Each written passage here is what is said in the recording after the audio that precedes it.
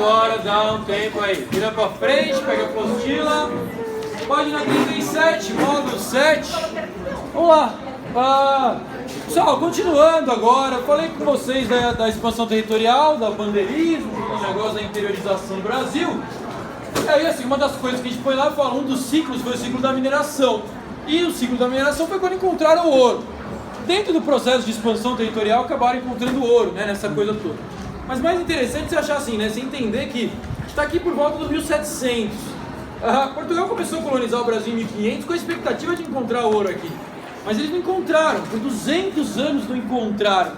Aí você tem que entender por que demorou assim para encontrar. Na verdade, a lógica que os portugueses seguiram foi uma lógica errada. Quando os espanhóis falaram que encontraram ouro lá na América Espanhola, eles encontraram isso lá na Cordilheira dos Andes. Aliás, Cordilheira dos Andes é uma grande cadeia montanhosa, aonde, você sabe, até hoje dá para você visitar isso daí. Para os espanhóis encontrarem ouro, precisaram cavar até o inferno para achar ali uma mina, e aí tem ouro e prata e tal. Encontraram, exploravam, e os portugueses, seguindo a mesma lógica aqui no Brasil, falaram, tá, então a gente tem que procurar também ouro dentro da montanha.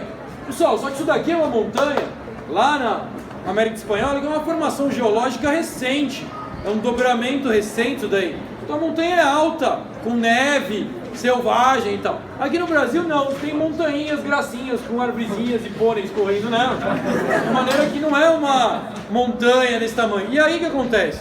O cara cavava aqui para procurar, ele não achava. Isso aqui é simplesmente uma questão geológica. Pessoal, por milhões e milhões de anos, choveu aqui, né? Ó. E o resultado foi que a montanha ela baixou. Milhões e milhões de um processo de erosão. Aqui chove.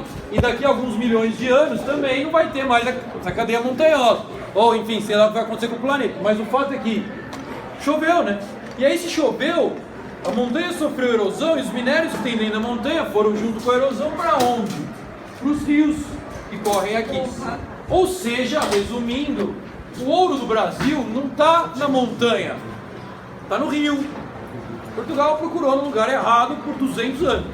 Até que alguém, por acaso, talvez, foi lá, um bandeirante, bebeu água, engoliu um negócio esquisito, no dia seguinte foi no banheiro e falou, opa, e aí ele viu que era ouro, sabe? Então assim, é o tipo de coisa que...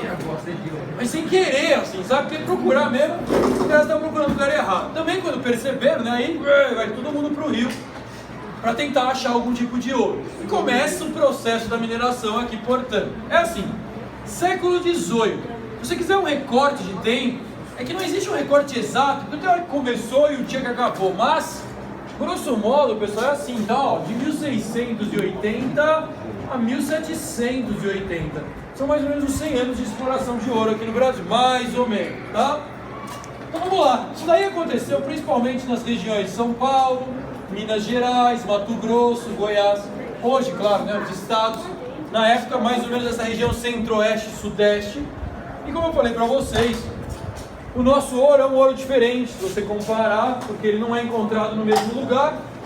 Então é o chamado ouro de aluvião. O ouro de aluvião, pessoal, é o ouro encontrado nos rios, tá? Ó, rios. Outra característica também é que o nosso ouro, ele primeiro, foi tardio. Então quando os caras descobriram, foram que nem os retardados atrás do ouro. E dois, o Brasil ele tem menos ouro que a América Espanhola, que o resto da América, né? Não é, entendeu? Questão assim, é menos, então é pouco. Não é isso. É menos, mas é ouro pra caralho, tá? Só que assim, o ponto é, você tem aqui no Brasil um rápido esgotamento das jazidas. É Aluvião. Rápido esgotamento das jazidas. O Brasil, assim, aonde encontrou ouro, achava, explorava lá o rio, acabou, entendeu? Só acabava com o ouro, tinha que ficar andando ao longo do leito do rio para você ir encontrando mais ouro. Então acabou muito rápido se você comparar. 100 anos, pessoal, a América Espanhola encontrou ouro em 1530, tá, ó. E a crise do ouro deles é mais ou menos junto com a nossa. Em 1530 eles acharam ouro e foi até 1780. Então você tem aí 100 anos a mais, 150 anos a mais, tá? É bastante se você considerar isso em quantidade, beleza? Posto isso, né, como uma característica geral do nosso ouro, vamos lá. Começou a exploração do ouro, certo? Então, a primeira coisa que tem que saber assim, é que existem dois tipos de exploração. Você explorar o ouro aqui no Brasil, dá para fazer isso de duas formas diferentes. A primeira forma é a chamada faiscação. Faiscação, pessoal, é quando você individualmente vai lá e explora. É o chamado garimpo individual. Tá? Por quê? Como é que você encontra o ouro, né? Você vai com uma peneira, que é o garimpo, e aí você enfia isso lá embaixo no rio. Quando você puxa aquilo do rio, vem um monte de coisa, sujeira, lama e o caralho. Aí você fica jogando água em cima disso para dar uma lavada e depois você fica fazendo assim, ó, para garimpar as pedrinhas. As pedrinhas elas vão aparecendo, mas elas estão sujas, então você não vê direito. Aí o que o cara fazia? Ele botava isso embaixo do sol, né? Então estava batendo o sol, a pedrinha de ouro ela brilhava ali, você via ela brilhando. Aí o cara falava, opa, tá aqui, ele ia pescando as pedrinhas. Isso daí é o tipo de, assim, maneira mais básica e prática, porque você entra lá e pega. Sempre vai ser explorado assim, mas com o tempo o pessoal falou, pô, olha, eu quero mais ouro. Começaram a desenvolver a lavra. Faiscação. Lavra é quando era criada uma empresa de exploração. Então, ó, empresa. Eu falo empresa, claro, você está sentindo no sentido meio atual, empresa. Na verdade é o quê? Eu, poderoso, que tenho dinheiro, enfim, vou pegar um monte de escravo, comprar uma caralhada de escravo, enfiar todo mundo lá no rio e falar, acha ouro aí. E aí os escravos ficam lá garimpando. O garimpo sempre é o jeito de se encontrar, mas ali é individual, então era um cara só. Na lavra é garimpo, mas aí é um garimpo de uma empresa, um monte de gente, os escravos trabalhando, certo? E mais? Também foi necessário se criar aqui toda uma jurisdição em torno do ouro, porque, claro, né? Encontrou, então você tem que criar regras para regular como é que vai ser essa exploração. É mais ou menos assim. Primeiro foi criado o chamado Regimento do Ouro. Pessoal, o Regimento do Ouro era uma instituição para regular a exploração. Como assim? Principalmente determinar terras onde o cara vai explorar. Porque senão virava um Deus nos acuda, né? É assim, ó. Quando encontraram ouro, estava em 1680, 1700. Você aprendeu comigo na aula passada que em 1750 a gente tem o principal tratado aqui, que é o de Madrid, que foi quando criaram o Brasil do jeito que ele é hoje, velho. Mas nessa época não tinha isso. Então o que acontece? Você tem lá o pedaço que é do Portugal, velha história lá do Tratado de Tordesilhas. E aí? Tem um rio aqui.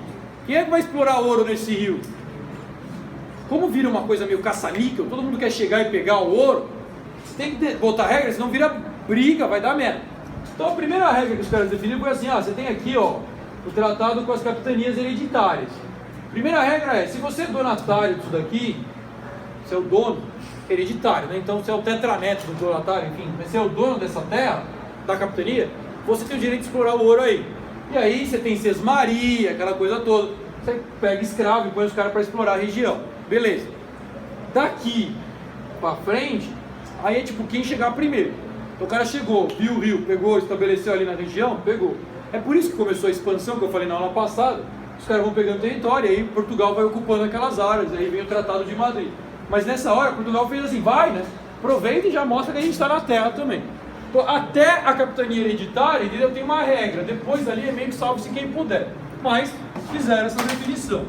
Outra também jurisdição era a Intendência das Minas.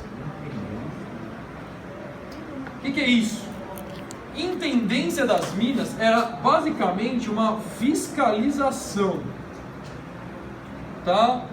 Pessoal, aqui Portugal começa a prestar muita atenção nessa coisa do encontrar ouro, fiscaliza. A Intendência das Minas era um brother que chegava e aí ele ficava ali ao longo do rio onde encontraram ouro. Então encontraram ouro nesse rio aqui, beleza. O cara ia lá e ficava olhando os escravos achando ouro. Achou? O que ele fazia? Rio tal, dia tal, hora tal, encontraram 1, 2, 3, 4 pedrinhas de ouro. Região tal, registrou. O cara registra. Se você faz isso, você tem o controle do que estão encontrando. E aí com o que estão encontrando você vai poder cobrar os impostos. A fiscalização ela começa a pegar pesado. Portugal já tinha criado um órgão de fiscalização. E esse órgão está aqui também, que é o Conselho Ultramarino. Não esqueça dele, tá? O Conselho Ultramarino, ele está aqui, ele está vigiando. E aí, assim, a intendência é tipo uma subempresa do Conselho Ultramarino. Ele está aqui fiscalizando. E aí vem a parte mais mágica para Portugal, que é o que eles tanto queriam fazer, que é cobrar impostos, né? Vamos lá. Isso é assim. Imposto é uma coisa que é história. Se eu voltar lá na história da Grécia e de Roma, já tinha imposto lá na sociedade. Meio que sempre existe, é uma ideia de um tributo que você tem que pagar. Então, você está dentro de um estado, você nasceu dentro de uma nação, de um império, de uma colônia, não é seu isso daqui. Então, você tem que pagar imposto para poder ficar aí dentro, entendeu? Imposto é como se fosse um aluguel que você paga para o estado por fazer parte dele. É mais ou menos essa ideia. Mas o mais importante de você entender de imposto é que impostos são adaptáveis, certo? Você cobra impostos dentro da realidade de uma determinada sociedade. Aqui é isso que você tem que entender. Quando acharam o ouro, não tinha ouro antes. Então acharam. E aí o que você vai fazer? Você tem que cobrar imposto. O imposto que vão cobrar sobre o ouro, no começo, é o imposto que existia antes. Que por sinal era o chamado quinto. O quinto, pessoal, era o imposto que, por exemplo, existia para o açúcar. Que é o que o nome já fala. 1/5 da exploração. Tudo que você explorou, 1/5 não é seu. Pessoal, o que você explorou, certo? Você achou lá 1/5, você já sabe que não é seu. Então, com esse 1/5, isso aqui, ó, você já sabe que uma parte já não é sua. Você conta com isso. Só que isso era um imposto que estava dentro da realidade do açúcar. Então, por exemplo, você produzia açúcar. Aí você vendia o açúcar. Aí da venda do açúcar, o lucro que você tinha, né, o dinheiro que você ganhou com isso, 1/5 é do governo. Só que é o açúcar. Pessoal, açúcar não é riqueza em espécie. Açúcar é açúcar. Você tem que fazer, produzir, vender, ganhar, aí você paga. Ouro é espécie, tá ali. Achei ouro, já tem o valor. Eu não tenho que vender o ouro para ver se eu tenho... Não, é o ouro, entendeu? Tá ali. Então Portugal olha para isso e fala assim, aí ó, não dá, né? De tudo que o cara achou, 1/5, só 1/5, caralho, a gente está colonizando essa merda aqui desde 1500 só para achar ouro, e agora que a gente achou cobrar 1/5, não, vamos cobrar mais. Aí que vem a mágica do, entendeu? O imposto ele é adaptável, isso você tem que entender, é a realidade do planeta que você vive. Hoje, por exemplo, existe imposto sobre carro.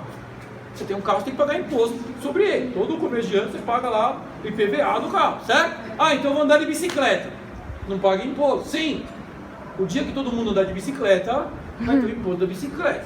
Você entende isso? É simplesmente assim, pessoal. Vai ser assim sempre. Então vai adaptando a lógica dentro do que está acontecendo. O ponto é, aqui Portugal olhou e falou, a gente tem que pegar mais, porque a gente precisa dessa grana.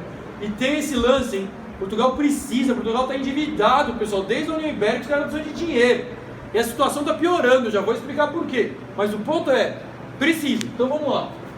Antes do próximo imposto em si, Portugal criou a maneira de se cobrar imposto, que era através das casas de fundição.